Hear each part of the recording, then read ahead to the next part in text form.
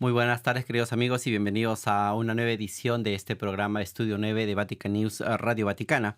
El día de hoy está con nosotros Andrea Poretti, responsable de la comunidad de San Egidio en Argentina. Andrea, bienvenida. ¿Qué tal? Buenas tardes. Muchas gracias por estar Andrea acá. está con nosotros aquí para compartir un poco la experiencia de este congreso que el Dicasterio para los Laicos, la Familia y la Vida está organizando del 16 al 18 de febrero sobre un tema muy importante que es el tema del papel de los laicos dentro de la Iglesia. Este congreso se llama Pastores y Fieles Laicos llamados a caminar juntos, Andrea. Tus apreciaciones de estos días de congreso, qué es lo que están viviendo ahí en el aula nueva del Sínodo. Bueno, en estos días se está justamente profundizando, hablando, conversando acerca de esta corresponsabilidad de los fieles y pastores, digamos de una manera muy directa, muy cordial, con distintas ponencias en las cuales un poco se da el sustento, ¿no es cierto?, de esta necesidad de corresponsabilidad. Creo que es un camino de la Iglesia importante y un camino en el cual empezar a también o continuar a comprender qué significa esta corresponsabilidad en todos sus sentidos, ¿no es cierto? Así es, Andrea. Es importante resaltar que en este congreso participan 210 personas Sí. entre responsables y referentes del área de laicos en cada una de las conferencias episcopales del mundo, pero también 29 movimientos eclesiales representados en este congreso para un poco hablar precisamente de lo que señalabas, la corresponsabilidad de los laicos en la iglesia. Nuestra primera pregunta nace precisamente de esto. ¿De dónde le viene? ¿Cuál es la fuente, el fundamento de la responsabilidad, de la corresponsabilidad de los laicos? ¿Es una cosa que nos delegan los sacerdotes, el clero, o es una cosa propia de nosotros los bautizados? Se habló mucho en estos días que es propio de los bautizados, ¿no es cierto? Es propio de los bautizados la responsabilidad de tomar en sus manos la palabra del Señor y a partir de la palabra del Señor, del Evangelio, hacer una palabra vivida, ¿no? Y creo que hay distintos ámbitos, modos, ¿no es cierto?, de poder tomar esta palabra y llevarla muy encarnada en la realidad, ¿no es cierto? Esto no quiere decir que hay una disociación, pastores, laicos, ¿no es cierto? Yo creo que es todo un mismo pueblo, ¿no? Entonces, ser parte de un mismo pueblo que es la Iglesia, creo que es suma para todos, ¿no? Yo creo que esto es importante resaltar, ¿no? El aspecto, como cada bautizado puede tener esa conciencia y sobre todo esa participación dentro de lo que es la vida de la iglesia. Creo que en este punto es importante también resaltar el papel que tienen los laicos para poder asumir estas responsabilidades en su formación. ¿Cuánto importante es la formación de un laico? ¿Cuánto puede ayudar a esa formación a que el laico ejerza responsablemente su misión, su llamado, al cual está precisamente convocado y llamado dentro de la iglesia? Sí, yo creo que la formación no tiene que limitarse solamente a pensar algo académico, ¿no? Con el Concilio Vaticano II hay un modo de devolver, restituir la palabra al pueblo. Y como decía el cardenal Martini, es un vivir y pensar bíblicamente. Entonces yo creo que lo primero y más importante en la formación es conocer el Evangelio. Y entonces la lectura, la profundización de la lectura, también el intercambio en una comunidad, el construir un espacio de fraternidad donde se pueda compartir la lectura de la palabra, la oración, seguramente, son la primera formación que recibimos, ¿no es cierto? Después hay una escuela que nos va formando a partir de, no sé, del conocimiento de los textos del concilio, bueno, De la Sagrada tantas, Escritura.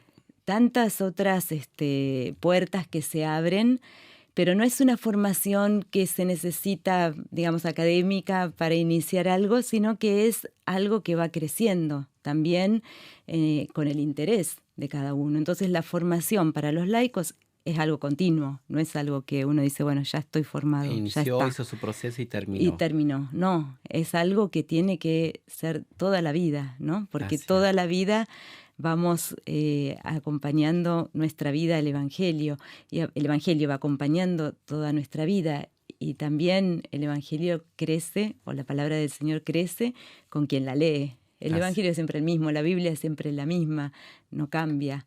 Y uno la profundiza y va comprendiendo. A ah, veces la comprensión no es inmediata. Por eso la formación no es algo único, digamos, ¿no? así es la palabra de Dios, ¿no? Que tiene esa novedad para cada circunstancia, para cada momento histórico que tiene que vivir la persona y el laico, y sobre todo cada momento que la iglesia atraviesa en los diferentes contextos de la historia. Claro. En este sentido, Andrea, ¿cuánto importante es sobre todo que el laico reconozca y asuma sus responsabilidades? Muchas veces el laico no asume la responsabilidad porque no es consciente de eso, ¿no? Y otras veces porque hay algunas limitaciones. El laico como que no tiene, hasta antes del concilio, no tenía ese espacio para poder ejercer precisamente su vocación.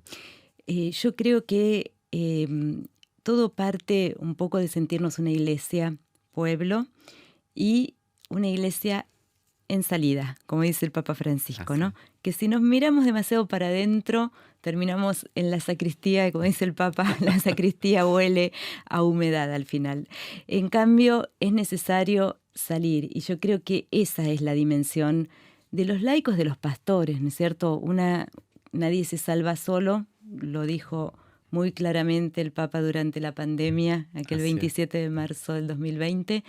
Nadie se salva solo, estamos todos en la misma barca, pero esta barca está en el mundo, no está encerrada, ¿no es cierto? Y creo que el salir es lo que da la dimensión, ¿no es cierto?, de una iglesia que puede ser profética, que puede tener visiones, sueños y cambiar las realidades, porque, ojo, yo creo que también es muy importante eso, ¿no es cierto? Todo esto no es para sentirnos algo, sino que también es para mirar hacia afuera y cambiar las realidades, ¿no es cierto? Así es, eso es importante. Una iglesia que esté siempre en movimiento, una iglesia que esté siempre, como nos ha invitado tantas veces el Papa, ¿no? En Ujú. salida a poder ir a esas periferias existenciales, geográficas, y que sobre todo en nuestro continente, en América Latina, se ve de modo más claro, más evidente, ¿no? Tú vienes de una experiencia, de un movimiento bastante grande que es la comunidad de San Egidio, que está comprometida y que tiene un trabajo en diferentes áreas, desde la promoción de los derechos humanos, la defensa de la paz, la cuestión de los migrantes, hasta esta parte que es la formación de los laicos precisamente. Cuéntanos un poco de esta experiencia de la comunidad de San Egidio desde tu realidad, desde Argentina. Sí, la comunidad es muy importante porque si bien hay una identidad común, está muy dentro de cada realidad particular, digamos, ¿no es cierto? No obstante eso, la esencia de la comunidad es vivir el Evangelio, la oración, construir una comunidad, un nosotros y el servicio a los pobres. Pero el servicio a los pobres visto como una familia, ¿no? No como asistencia, ¿no es cierto? Sino Claro. como familia. Y en ese sentido no es todo fácil, sencillo y directo, ¿no es cierto? Es una construcción, todo es una construcción. La amistad con los más pobres, pero también es importante pensar que todos tenemos que ser evangelizados, ¿no? Entonces, el primer alimento para cada uno es evangelizar, la evangelización, conocer al Señor, al reino y el reino de Dios, y a partir de allí hay un montón de cosas que se abren, ¿no? Nosotros estamos muy insertos en las realidades de los barrios, en distintas partes, bueno, yo en Buenos Aires, en la ciudad de Buenos Aires, pero también en las periferias, periferias donde encontramos todo tipo de pobrezas, ¿no es cierto? Muchas veces son muchas pobrezas materiales a las cuales también dar una respuesta, obviamente, pero también una pobreza espiritual en el sentido de la necesidad de conocer la palabra del Señor y también junto al alimento físico, el alimento espiritual, Espiritual, ¿no es que cierto? muchas veces a veces se deja de lado, ¿no? Claro. Desde esta experiencia de tu trabajo en Buenos Aires y en Argentina, hay, hay elementos comunes en muchos países de América Latina. ¿Cuáles crees que son los desafíos más grandes que hoy en día se presenta para el laico, para que pueda vivir dentro de la iglesia, dentro de ese contexto latinoamericano que en los últimos años hemos visto es muy cambiante, ¿no? La política, el aspecto social, el aspecto económico ha marcado mucho la historia de nuestros pueblos en estos últimos años.